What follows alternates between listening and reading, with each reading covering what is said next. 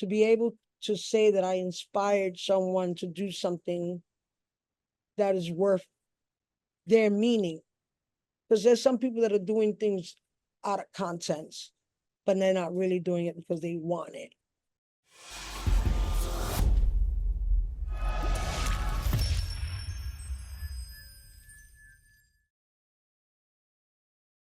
Your DJ name, DJ Dat Gurl Curly. How'd you get that name? Very interesting. I used to be a promoter and became owner of the party called Dat Party. Mm-hmm. And I used to give out flyers to Danny Krivit so much that Danny Krivit had came out and said, you know what, I'm not gonna call you Curly, I'm gonna call you Dat Girl. Because every time you turn around, every time I turn around, I'm getting a Dat Party flyer. So that's how I got the name Dat Girl. I put it together when I decided to become a DJ. However, that's when they asked me what would be my name, I thought of Danny Krivit, DJ Dat Gurl Curly. So that's how my name came about. I love it. I love it. Yeah. We'll get into the details later. Let's get right into the meat. What does a loft mean to you? Oh, wow. Okay, we're talking about I can tell you right now that the loft to me was an escape. I was very young when I went to the loft. I might have been like 16, 17 years old when I first started the loft. However, I was more the Paradise Garage baby than the loft, even though I did the loft. I was more seen at the Paradise Garage opposed to the loft. But then again, I've been seen on both places, so I don't know who saw what. I could just tell you that the Paradise Garage was more my entity. Then again, they both were. I can't tell you because it was so different. You know, you being young, I was everywhere. So I was just enjoying everything that I possibly could then. Oh, one thing though, since you have guests, I don't want to take up your time. We can do this another time when you don't have guests. So actually, they're here because they want to know more about me too. Oh, okay, bet. So let's keep going. So, talk about the Paradise Garage. Who brought you to the Paradise Garage the first time? Very good question. His name was Crazy Legs. He was from Staten Island, a martial artist, and I happened to be in Staten Island in Tompkinsville. I was 14 years old, and we were listening to some music, and I was dancing. You know, I'm a freestyle dancer in the street, whatever. And I specifically remember him coming up to me at Thompson Square Park telling me, oh my God, I love the way you dance. I think you would be great at a party that I could take you to, because you could only be entered with somebody that goes there. So I was like, well, I mean, I was a street kid. So I was like, all right, let's go. So he took me to the Paradise Garage, and I can specifically remember it was a song, Is It All Over My Face? You got me loved. And I'm going up the ramp with this guy, and I'm looking up because I'm so young, not realizing what I'm entering, because it was the world of an underground of gay that it wasn't out there then. It was very closed, you know, constructed. Everybody was very private about themselves. So me going there, I had to go use the bathroom. So when I go to use the freaking bathroom, I'm realizing it's not the male and female bathroom I'm walking into. I'm like, okay. So I go into the bathroom, see guys, you see girls, see guys and guys, girls and girls. But I'm a curious kid. I was a tomboy. I'm still a tomboy to this day. You know, yes, I do dress up, but I was really a tomboy. So it didn't really bother me because I felt comfortable where I was at. However, it was just the atmosphere that I wasn't expecting. But I mean, it made impact to me, especially the fruit punch. But hey, I mean, we don't want to talk about the fruit punch, but you know, there's always a storyline. But I can tell you at 15, 14 years old, I remember the fruit punch.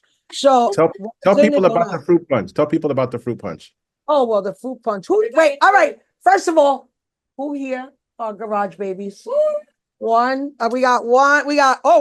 One, two, three, four, five. We got five. 5 out of 8. All garage heads. All of them. All of them. So you got a membership card. The rest are LA, so they're not part of the you know, they don't know the garage. Got you. So tell us about the fruit punch. Well, I mean, the only thing I can tell you about the fruit punch is that you had the opportunity of scooping whatever you can scoop out, drink it, and I thought it was fruit punch, but it punched me and I became a fruit. So at the end of the day, it reversed me, but it wasn't so bad.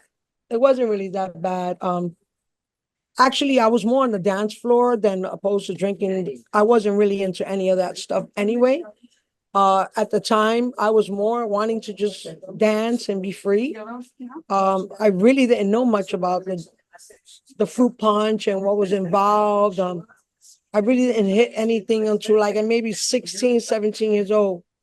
That's when the curiosity kicked in. But other than that, no, the fruit punch did me a little kick, but it was basic fruit punch. But I know there was something in it because you could tell from me. But at the end of the day, I never really questioned it because it wasn't something that I went back to anyway. But it was something that was always on the menu, the fruit punch, the punch. Do you have a favorite memory from the Paradise Garage? You know what? To be honest with you, other than being around Archie, because Archie was one of my dancing inspirations. Because I remember specifically dancing with him in the garage and the way he used to dance. I used to be fascinated. And Victor Rosado was one of my biggest inspirations because he was a hustler. He used to love to hustle. And I used to sit on the floor watching them dance because I entered a world that I wasn't even ready for. But I knew it was a world of me because everybody else was a me, getting away from something just to enjoy the fruits of life. At least that's what I was thinking as a child, kid. You ask me now is because I have knowledge, but then I didn't. So at the end of the day, I'll be lying to you if I had the knowledge to say I had knowledge of stuff that I know now. So it's kind of hard to kind of put my thoughts to it because of the simple fact I was so young. But I remember particulars, like particular things, or Larry Levan repeating certain songs. I used to get frustrated at one point because I wasn't so used to hearing a song twice, or just seeing the entities of, the gay, and it was just a world of an imaginary world to me, because I was very young and unknowledgeable of what was I getting into when I got there. And honestly, I might have went in my years. 89 is the last time I saw, 87 was the last time I saw the garage.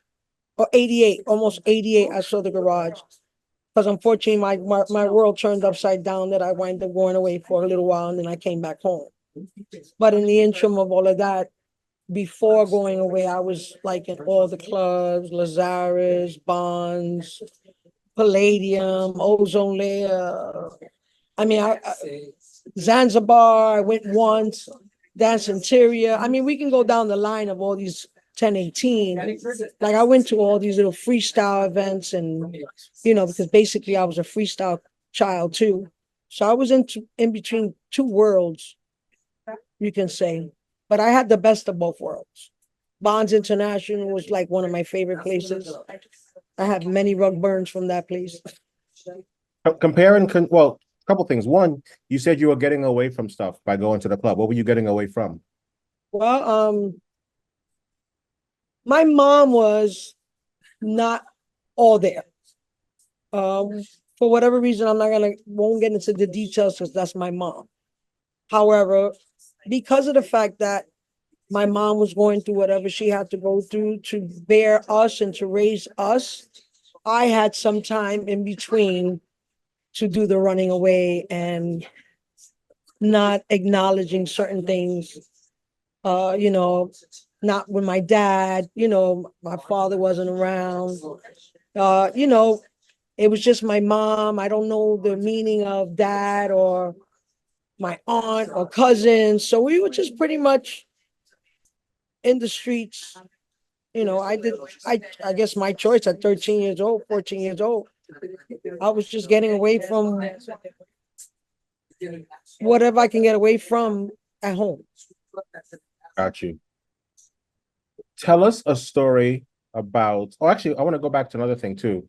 Compare and contrast the two worlds, the freestyle world versus the clubbing world, the club world. How are they different? How are they similar? Well, at the end of the day, I mean, the entertainment is what the similarities are, at least for me, because I'm a dancer before DJ. My thing was always, I mean, Dahlia, she can tell you as a teenager, she always tried to get me off the dance floor. I really, because I was a bouncer. I bounced at Broadway 96, Latin Quarters, Fresh 14. So I had the entertainment of both being a dancer and being a bouncer. Like I get to see how people come into the club and how I was coming into the club. Because I specifically remember when I was 15 years old that they raided Gotham West and I was one of their bouncers. They hired me as one of their bouncers. And I specifically remember they raided the place and they wind up catching up to a bunch of us, but they wind up letting me go because I was a minor at the time. And I guess they were more focused on trying to get people that were doing the drugs and stuff like that. But I got away with a lot of stuff at being so young. Going into the ones and Lazarus, and I had some advantages, and there were people that were involved in my life that were trying to keep me sane and focused, opposed to me trying to run away and making myself worse. Because at one point, drugs did get involved in my life. So, you know, you finagle. And like I said, I only speak based on what I remember because of the fact that I've gained so much knowledge from all of that. I don't want to add anything that's not true. All I know is that my facts are what I experienced and what Archie, as a witness, can tell you, as Dahlia can tell you. I mean, there's plenty of people in this room that can tell you they remember me as such a young child being at the club. And of course, I went through my trials and tribulations and lost music and came back to it. So I became a DJ after all of that. And I'm now 19 years in. So I'm just grateful that I've still had the opportunities to be in the music industry, even after being a dancer. Because Louis Vega knows me since I was 13 years old. I mean, we're talking about young, you know, like I was one of these little street kids, but I was always, you know, in and out of clubs.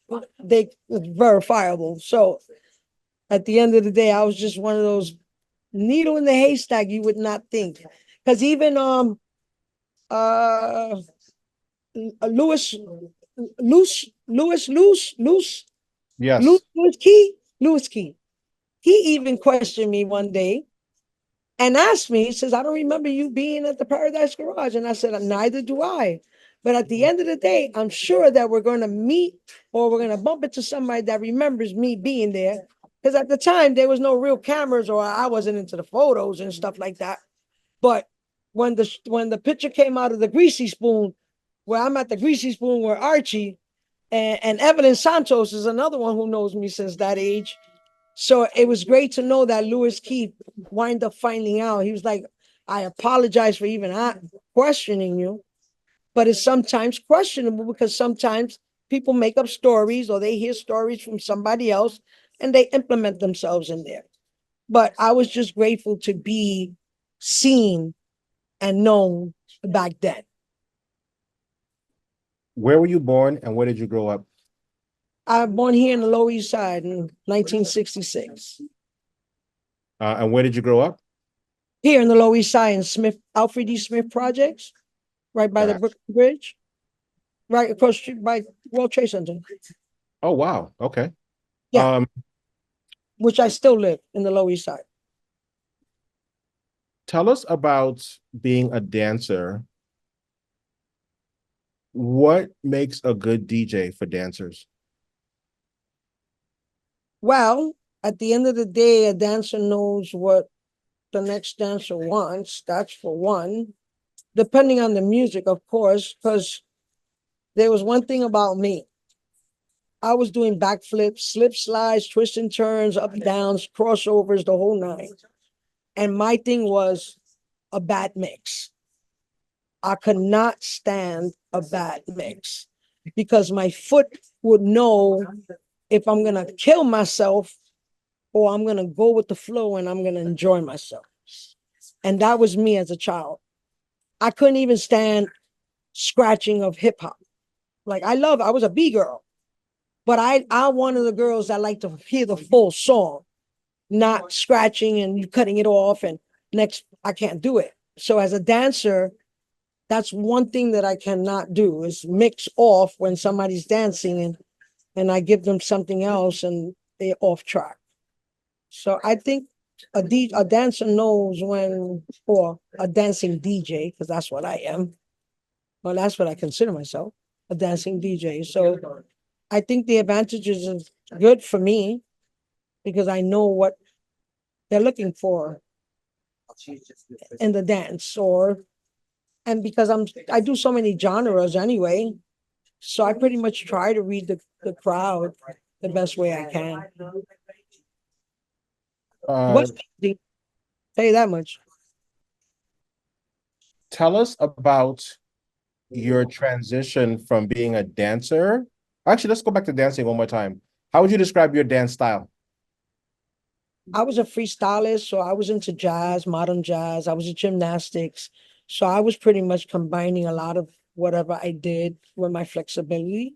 So, and mind you, I come back from freestyling, so freestyle music. So everything blended into whatever the genre brought me into, but it was always into some type of, and I got witnesses here. My arm used to pop out of socket at Gotham West or at Roseland, and I'd be like this, and he'd be like, "What happened?" It came out of socket again, and he'll have to put my arm. This guy right here, Chris. He's one of the dancers that used to do high dives with me, twist, turn, slip, slide. We did it all, but I can't do that today. I mean, I could do a little bit, but because I had open heart surgery, so I had a quadruple bypass. Mm. But wow. yeah. So me becoming the transition from dancing to DJ was because I wind up with a tumor in my right leg that was 4.5 inches wide and 9.5 inches long. And it was embedded in my quad muscle. So they had to remove my quad muscle from my right leg. So that's what stopped me from dancing the way I used to, because I don't have the stamina or the flexibility. And then and because I was so much into the industry of the music world, I wanted to still be a part of it. So I wind up dating somebody who was a DJ and they happened to have equipment in their house, and I became the DJ that I am today. Pretty Oh, much. That's how it, as a matter of fact, he got mad because I became the DJ and I wasn't his dancer. He was a DJ. Yeah, he was like, you were supposed to be my dancer, not the DJ. And I'm like, I'm sorry that I wind up having the passion for it from day one. Before that, you were doing a party, Dat Party. Dat Party, DAT. I remember it. Tell us about Dat Party. When did it start? How'd you come up with the idea? What was the concept? Okay, so all right, so let me go back. Hold on. All right, Paradigm. Because I was a promoter for it first. And because I was in my trials and tribulations, I'm trying to remember. 1990. Shit. We even had the Martinez brothers, and I'm trying to freaking remember the years. I'm bad with my years. You have to understand something. I come in and out of memory. Everybody knows it. I'm not very good with time. but I was there. So anyway, so forget about the timing. So tell us Okay. about the concept of the party. Like, how'd you come up with the Oh, idea? well, that party used to be, it was me, George, Frank Soto, Nelson. I know I'm missing a couple of people. You have Soto, you have Nelson, you have Chino, you have George, you have myself and Frank Soto and DJ Irv. Irv. They were the ones who originally started that party. It was more of a production party. That's what it was. It was called Dat Party Productions at one point. Mhm. So we just like cut it down and it was just Dat Party. But it was originally a Dat Party production, which had to do with them being DJs, them being producers, or they were doing tracks at the time. And I was just a dancer who used to enjoy that party. And of course, Chino 3 and George were the ones who taught me how to do a backflip. They taught me how to do a backflip. And I have the scar. I have the scar right here in my chin because we did it in concrete in a park. Yeah, we were daredevils. We were daredevils. That's how bad it was. That I did it in a park and we were dancing and we were on I'm not that I want to talk about what we were on, but we were on mescalines. So at the time it was like, all right, whatever happens, happens, and it happened. But that's when it happened. I became a dancer that way. You know, I started doing backflips and dives, and I was just like one of the boys. So George and Chino were the ones who originally brought me into the Dat Party as a promoter. I used to give out the flyers, but I was so dedicated with Dat Party that I wind up becoming one of the CEOs of it because people started to just come out of it and they just passed it on to me. So I have like the banner. No, I don't have the banner. I have, oh, actually, I was supposed to have the banner, but I have the register. I still have the flyers that we used to have. I have the cloth to the liquor that we used to sell at that party. I still have that cloth. So I still have a lot of stuff from t-shirts that we had from back then. So yeah, that was pretty much my like everything to me. That's when my world was really molding into where I'm at today, is when I became a part of that party as now one of the owners. Because right now all of them are, you know, Herb is still pretty much still considered himself that party productions and stuff like that because he's a producer, so he's still doing his stuff. But at the end of the day, we still give each other respect, and I just haven't personally come out and do a Dat Party like a revision, or I've always wanted to, but I always wanted to include the original members. But it seems like our schedules never just wind up being this way, so I just never did it. But it's always been in the back of my mind to start a new Dat Party, of course, with Dat Gurl. What does house music mean to you? That's my savior. Because truth be told, I wind up on drugs. I wind up incarcerated. I wind up leaving so much behind. However, when I came home in 91, music, I won't even say it's house. It could be oldies, soulful, funk. Music saved me. It brought me back to who I am now, today. Saved me, like literally. The lyrics that were made, you know, it's just being able to, for me, as a recovering addict, to compare myself from certain lyrics that were made to me being the person I am today. It was a major impact. So it wasn't just house, it was just music in general. It just saved my soul. Whatever songs that hit me, it saved me. Finish this sentence. The current state of the music scene is. The what? Say that again. The current state of the music scene is. Not the same. Not, Explain. it's not the same only to the fact that because of the way we grew up in the way I danced at the Paradise Garage and Loft and saw at these parties, there was more, and I'm not going to say it's not happening today because I'm not in that generation, but the generation that I'm from and where I come from is what I analyze. One, we're no longer the same because we're older. Two, there's a new generation behind us that we have to accept. But there's a lot of laid back on that for me that I see that it's like it's not really saying I'm inspiring you to continue the music that we had learned to grow up to. It's more like putting people through a challenge opposed to welcoming, more welcoming. And I've always been the welcoming. I've always been everybody. And I've been throwing parties now. I'm 19 years as a DJ and I've been throwing parties at the FDR Drive for 14 years. So it wasn't easy. It's not an easy rollover, but me throwing parties and compared to what people are throwing parties, there's a big difference for me because of the parties that I throw, it's more like a family orientated party where I cook food. I invite friends, I invite children. I do things where everybody's involved and, I'm not being self-centered or anything, but it's always been since the garage days where I was always welcome and there was food involved or just the hugs and the happy people that just kept me. I just want to keep that tradition going. That's just me.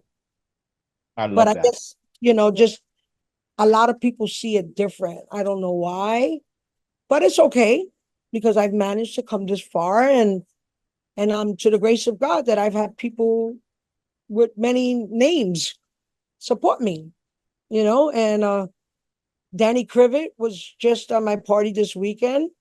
He blessed me and he was the one who gave me my name. So when I look at that, it means the world to me because somehow to me, for Danny to play for me, that's not just something that I don't take lightly. I work very hard to be recognized and trying to be respectful in the game without trying to cut throat, but as a female, it's very difficult as a female. And I guess because I'm such a tomboy and I've hung out with so many of the fellas, I find myself where I can communicate better and understand somehow. Just that's just me. Just the communication that I can do with individuals. But at the end of the day, they make the choice to do it with me, and I'm honored and humbled that they did or they do. So at least I know I think I'm doing something right. What advice do you have for the next generation? Stay humble, be open-minded, separate business from personal, because there's people that are in the industry right now that are applying their personal theories or insights that doesn't have nothing to do with the business part of things, because not everybody works the same way as everybody. Not everybody speaks the same way. I believe in the 5 W's: who, what, when, and why. Who, what, where, when, and why. Because not everybody can. So for the new generation, they really need to understand who, what, when, and why. Then, if you're going to go into the music industry, you should have some type of knowledge.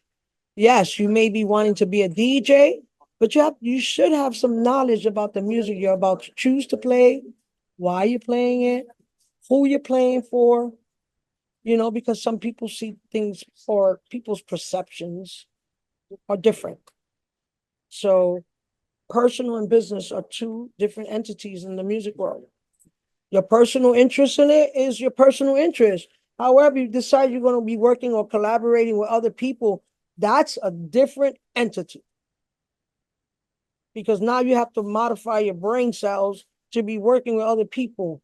And you have to be non-judgmental. But that's the thing right now. Right now, everybody's being judgmental instead of and this is not something that I learned. It took me 19 years to be able to speak this. Because when I first started, I remember specifically that I used to play for myself. I wanted to hear the records that I wanted to hear because I have like 7,000 records now. Since I became a DJ, I became a record collector. I do analog. I built my speakers. I built my two mid-15s. So I pretty much became my own engineering, and I pretty much can just take out my whole system and just connect and play by myself now. Because of the challenges that I had as a woman, one, and two, a lot of people didn't have a trust factor in me, and I guess in my goals and what I wanted to do with music. Because some people felt that I had a weird way of doing parties, or they're either free or but at the end of the day, it was something that I wanted to do, and I'm able to do a party now, and people are content. But my advice is just to be open-minded and just try to identify before you leech or leap and make the wrong moves. Because the circle is but so big, and you're going to wind up bumping into one of them when you turn around, and you may be a big artist, or you may lose your artistry, and then, it's either being humble or not, because when you get to that end of that line and something went wrong, your face is going to say it all. Like, I should have, could have, would have, and, so stay humble. Humble is a big word. Word of mouth is powerful. Next question. What do you want your legacy to be? To be able to say that I inspired someone to do something that is worth their meaning. Because there's some people that are doing things out of contents, but they're not really doing it because they want it. You got to really want it. I wanted it. And Lou Gorbea, that's right. Lou Gorbea said it to me. He said, you know what? You becoming a DJ is going to be very difficult, because a lot of people say they want to be DJs and they don't become that. And they don't stick to it. No, not me. I stuck to it. That I changed Elvin, Ace, all of them. They taught me how to build analog. So I built everything on analog. So I have the passion for it. I definitely do. I could take the equipment down with my eyes closed and put it back. So it's what you really want to do, what you want to learn out of it. Either you want to be a DJ or you want to do the whole package. I do the whole package. I want everything. I want to be able to say that somebody to say, yeah, I play from the heart. I really play. I love music. I just love music. So at the end of the day, if you love it, then you enjoy it. But truth be told, in your time, with time. You may have it right now, but go ahead. I'm sorry. I don't know. I was going to say, last question. If people want to book DJ Dat Gurl Curly, how do they get in contact with you? Oh, well, I'm on Instagram, DJ Dat Gurl Curly. I'm on Facebook under Elizabeth Ruiz, which is also DJ Dat Gurl Curly. They can find me at my email, djdatgirlcurly@gmail.com. Once they do that, I can give them my phone number and stuff like that. I'm mind you, I'm my self-marketing. So I have a booking manager for LA, but I'm my own booking manager here in New York. Got you. So anything that I do is my connection, or I'm reaching out, and and people are now reaching out to me. I'm excited. I'll be playing in September with Jihad.